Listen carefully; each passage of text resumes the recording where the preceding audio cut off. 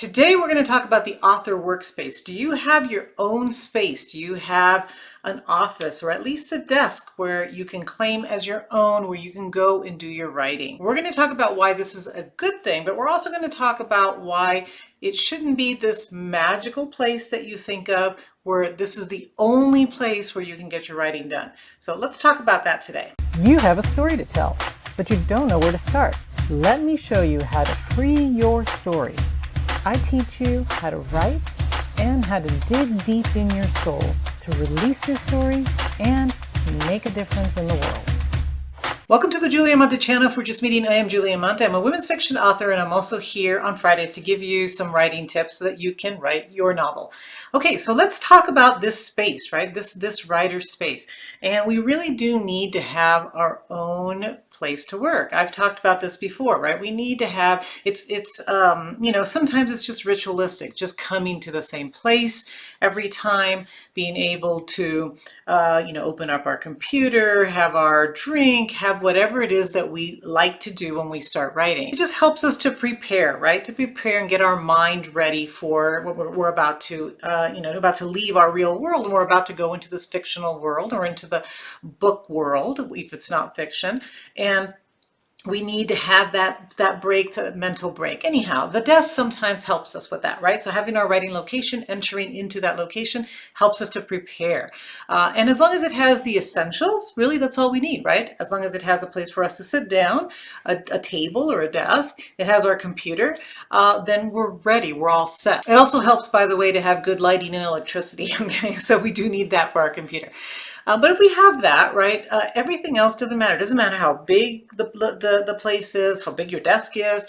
All of that really isn't important. In fact, almost everybody has read probably Stephen King's On Writing book, right? But if you haven't, he shares a story about how when he was just starting out, he wanted, he dreamed of having this massive desk where he would write and he'd be able to create. And then when he finally does become, a multi-published author, and he has the money and he has, the ability to get his dream desk, he gets it, and he gets this big giant desk and he puts it in the middle of his office. And then what happens, right? He feels kind of weird and isolated, and he really doesn't enjoy it the way that he thought he would. And he feels kind of lonely, and he describes it as like being the captain of this massive ship, and he's just sitting there by himself. So he opens up the place and he says, forget it, I'm not going to do this.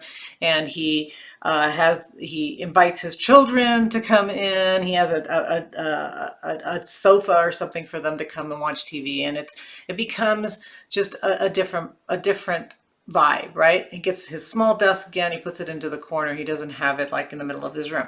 So what does this say? It just says that really, as long as we're comfortable, as long as we can create where we are, we don't need to make this fancy. We don't need to have this, it doesn't need to be this magical place where it's the only place where we can write, and it doesn't have to be special. It just has to be comfortable for us. It has to be a place where we can write. And for me, it's helpful if it's quiet. So some people don't absolutely need complete silence. And I guess by quiet, I mean that it's not things that I can relate to. So it's not like my kids are there, or my husband's there, or there's something else distracting me.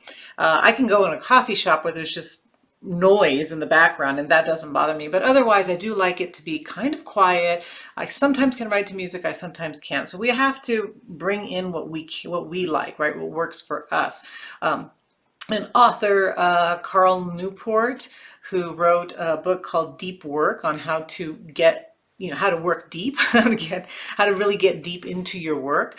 It talks about how silence is important, and how he mentioned, he has a line that's something like, that the quality of our work depends on our thoughts. And so if our thoughts are not clear, then how can our work be clear? How can we actually produce something of quality if we can't actually think? So I need to have some silence where I can sit and think. I can think about what I want to write. I can think about my characters. I can think about the story. Otherwise, nothing good is going to come out, right? It's going to, if my brain is jumbled, then my writing will be as well. So let's move on then to agreeing that we do need a place. It doesn't have to be that special though, right? It doesn't have to be ideal. It just needs to be a place that's ours. But what if you don't even have that? So recently, beginning of the year, actually, I took a job in another state. So it's in South Dakota, and I took a position teaching a couple of classes, and while simultaneously teaching some classes in California where I live. And so that's the beauty of the internet and hybrid classes, right? So I'm able to travel back and forth and see all my students and still teach and still meet their needs and all of that. So that works great. That part worked great. The only part that didn't work great was for writing, right? Because I had to pack up my office. Well, my office is large. I have, I have a good size office where I have all my books, all my writing books, obviously my desk. Actually, I have two desks. I had an idea that one would be for my teaching and one would be for writing, so I could mentally move my jobs across. It doesn't work that way. I usually just write on my desk, and then my extra desk collects things. So it wasn't how I thought it was going to be. But I have all my things here. I have my books. I have my reference materials. And how was I going to do that? How was I going to move all of this into to a different state and pack things up in my car? Well, obviously I couldn't do that. I couldn't take everything. So I said, what do I need, right? What is the bare minimum that I need? I need my computer. I need, really, that's about it, right? For writing. I did need my cameras because I do make videos, and I do need a few other little things, right? So a few technology kind of things. And then a few books that I like to refer to, or that I thought I was going to need to refer to. Maybe a couple of notebooks. So not a lot. I was able to transfer all that and take that with me and still continue my job as a writer. But the little kind of wrinkle in this whole thing was that I wasn't originally expecting to be teaching in South Dakota. So I didn't want my house to sit empty. I had rented it for just people that were coming for a conference, and they needed a house for 10 days. And so I rented my house. So I could have canceled, right? I could have said, well, I'm going to be there now. I can't have these people here and cancel on them, which I thought would not be cool, right? I wouldn't like that if somebody did that to me. So I thought, well, then the only other thing I can do is I have to move out. So I got settled in my home, and then I had to pack everything up again and leave. I went to an Airbnb, which was crazy, seriously, because my house was being rented by other people. I'm living like a few blocks down the street for 2 weeks, and then I have to pack that up and come back again. But it was what I had to do in order to honor my agreement, and in order to still be able to work, still be able to go teach, still be able to write. So that's what I did. So you can imagine that did not help me get my best writing done, right? So when you have to move constantly, how do you do that? How do you still be able to focus on your writing and still be able to get things done? What I learned was that although I love having my perfect space, and it's ideal for creativity and for production, right, to be productive, to have your ideal space, you do not have to have that. Your writing space is not a place. Your writing space is in your mind. That's where you write from, right? So you have to mentally be able to tell yourself that you're going to write no matter where you are. So some of you may not have a perfect location. Some of you may not have a location at all. Some of you may have kids that are in your house, live in your house with you, and that, you really can't get rid of them. You can't put them in their room. They might be too young, right? You can't just say, I'm going to be in here, leave me alone. That's not going to work for you. So you have to figure out how to take your mind wherever it needs to go and to be able to complete your writing, even if things are going on around you, even if things are not ideal, you're not in your ideal location. And we're not the first ones to have to do this. Writers have been doing this forever. Writers do this all the time, right? Because most of us do not work full-time as writers. So we have other jobs, we have other obligations, and it's always been like that. Writers, writing doesn't, nobody gets, well, some people get rich and get writing, but most people, even over time, right? They wrote when they could. It was something that they did as they were living, as they were being moms, as they were working other places. It just wasn't something that people could just dedicate their whole time to, and it's been through time. So people have learned how to write wherever they can, and that's what we have to do as well. But we're luckier than writers have been in the past because we have technology, and we can take that everywhere, right? So we don't have to have this huge, big old chunk of a typewriter, right, that we take with us. We can have a small laptop, we can have things that we take with us, and it makes things much easier. This hasn't even been the first time that I've had to write other places. This has been the craziest time, but I've written at my son's football games, or, a lot of times I would take things to edit, so I couldn't write full scenes, but I could take a notebook and just write down ideas.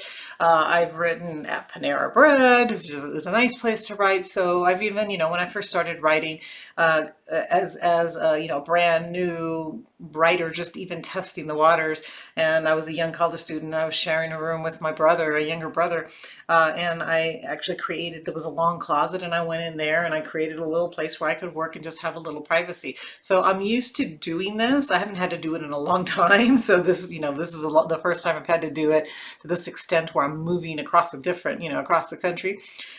So it's been a little bit more challenging, but people again do this all the time. And there's also a benefit to being able to work in other places. Sometimes a change of scenery, a change of place, right, can be inspiring in some ways because it can help us to think differently.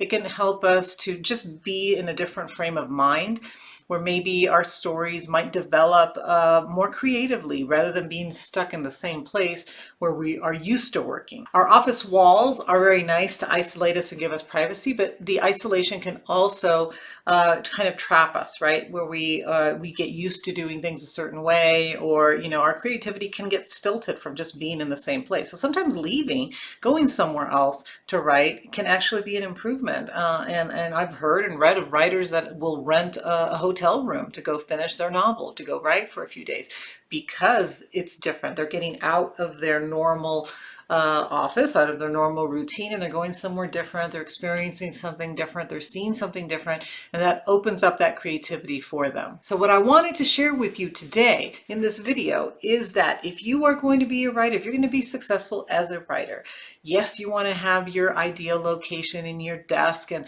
you want to have that because that does help you to be a writer, right? To be creative, to have your own spot where you go to work. But don't rely on that. Okay, so if you're going to be successful, you have to be able to write wherever you can. You have to be able to write in small chunks of time sometimes, and fit it around your other schedule. You have to be able to work somewhere else if you have to. Hotels, your kitchen table, your backyard, wherever you can get away for just a few minutes. Find a little piece and write your story.